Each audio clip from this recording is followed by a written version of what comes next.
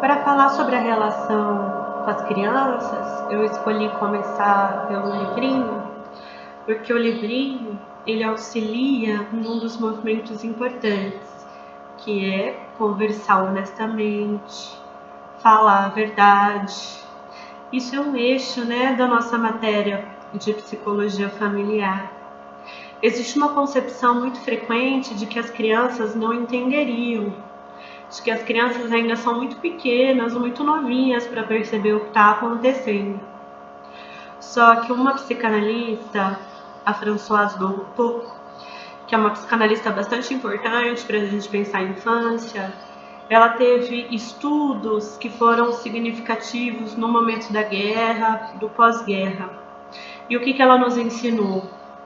Que a criança, ela não entende apenas o conteúdo das nossas palavras, apenas as nossas explicações. Mas a criança, ela é muito sensível às nossas reações. Ela percebe quando nas relações familiares existe tensão, existe preocupação, existe angústia, existe medo. Se a gente for pensar bem, desde nenês, a gente conversa com a criança e ainda que ela não entenda as nossas palavras, ela vai estabelecendo uma relação com a gente, com quem cuida delas, pelo tom de voz, pela proximidade, pela forma de olhar, pelo contato com o corpo, o colo, a pele. Então, a primeira linguagem que as crianças estão imersas não é a linguagem verbal. A primeira linguagem é a linguagem das nossas expressões afetivas do corpo, como bate o coração, como é nossa respiração, como são nossos olhares, como são as expressões do nosso rosto. Então, em momentos de conflitos na família, crianças bem pequenas, elas também não têm palavras para reagir, mas a gente percebe que elas reagem com sintomas. Às vezes elas ficam sem comer, às vezes elas ficam sem dormir, às vezes elas fazem xixi na cama, às vezes elas ficam retraídas. E nesse momento coletivo de conflito, que é um momento de o que podemos fazer diante do que estamos vivendo, as crianças também podem perceber nossas preocupações, nossas aflições. E elas também percebem que elas não estão indo para a escola. Elas podem sentir falta do espaço da escola.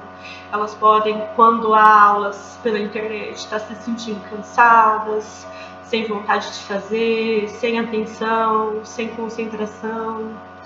Tanto em relação a nós, adultos, e também em relação às crianças, não é um momento de grandes cobranças, mas é um momento em que uma organização das tarefas do dia a dia pode ajudar, A gente pensar nos trabalhos domésticos, a gente pensar na questão das atividades, no que a criança pode ajudar, no que ela pode fazer, o que nós podemos fazer juntos, no que eu ajudo na tarefa, se a gente pode assistir um filme, ler uma história, ouvir uma música, e ir organizando os dias com cuidado e dentro das possibilidades, para que as crianças possam ir sentindo que um novo dia a dia, que é necessário nesse momento, que é importante nesse momento de cuidado, vai acontecendo.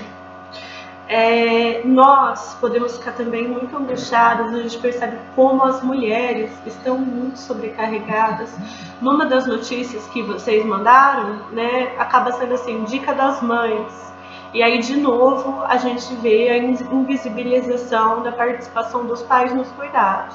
Então, quando é uma família em que na casa moram mulheres, moram homens, é também um momento da gente rever essas divisões desiguais de cuidados.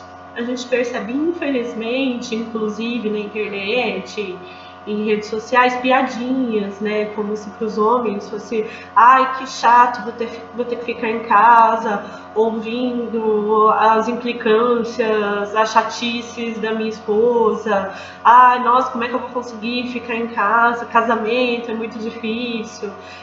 Piadas, mas que na verdade refletem o quanto a responsabilidade pelo cuidado doméstico e pelo cuidado emocional muitas vezes recai sobre as mulheres, e isso é extremamente exaustivo.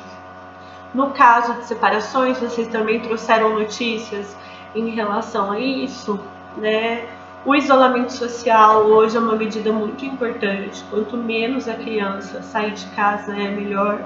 E se ambos os pais, no caso de uma guarda compartilhada ou de uma guarda ou do direito à visitação, se ambos os pais estiverem tomando os cuidados, dá para pensar em uma forma de revezar.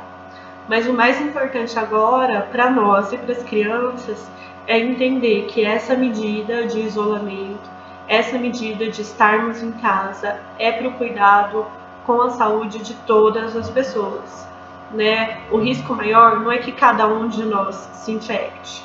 O risco maior é que quando eu me infecto, eu posso infectar muitas outras pessoas.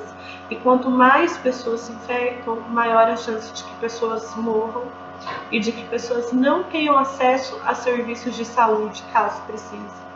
O que a gente está percebendo é que aqui no estado de São Paulo nós já estamos chegando no ponto que os hospitais estão lotados, que as UTIs não têm mais capacidade de receber pessoas. Então esse é um momento da gente se atentar ainda mais à necessidade de ficar em casa quando podemos. Se podemos ficar em casa, vamos ficar. E a gente percebe, com a proximidade do Dia das Mães, que pessoas que não moram com as mães, né, e a questão da visita, a questão de uma viagem para uma outra cidade, o quanto a gente puder usar outros recursos, né, fazer uma reunião por telefone, pela internet, porque esse é um momento de cuidado. A gente está muito acostumado a perceber a proximidade física como cuidado, ir visitar como cuidado, né? Ir levar um presente como um cuidado. Mas hoje o cuidado maior que a gente pode ter é cada um em casa, manter o contato, telefonar, mandar uma mensagem, ter momentos diários, o mais frequentes possíveis de comunicação, mas sem sair das nossas casas. E isso é uma coisa que a gente pode explicar para as crianças também. Assim como nós, as crianças têm reações emocionais. Assim como nós, pode ter crianças que estão se sentindo sozinhas, que estão se sentindo ansiosas, que estão se sentindo abatidas.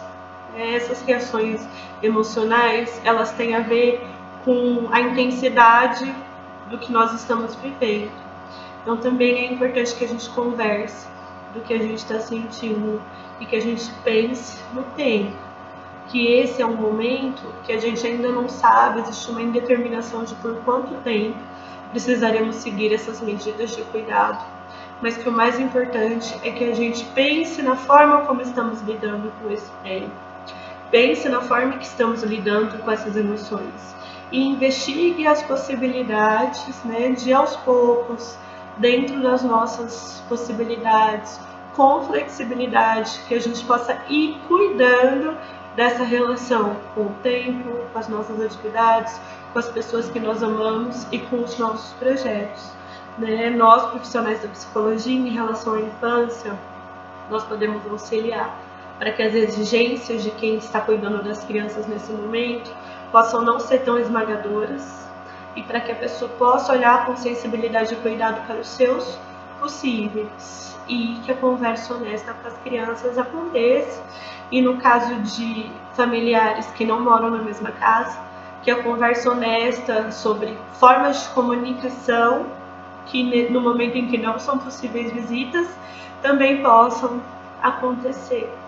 Mais uma vez, os nossos eixos são a organização e a comunicação. Eu vou colocar aqui abaixo as notícias, eu dei nos títulos das notícias que vocês enviaram e vou colocar hiperlink. Então, se vocês clicarem na imagem, vai abrir a notícia, para a gente poder também ir dialogando a partir dos materiais que vocês mandaram.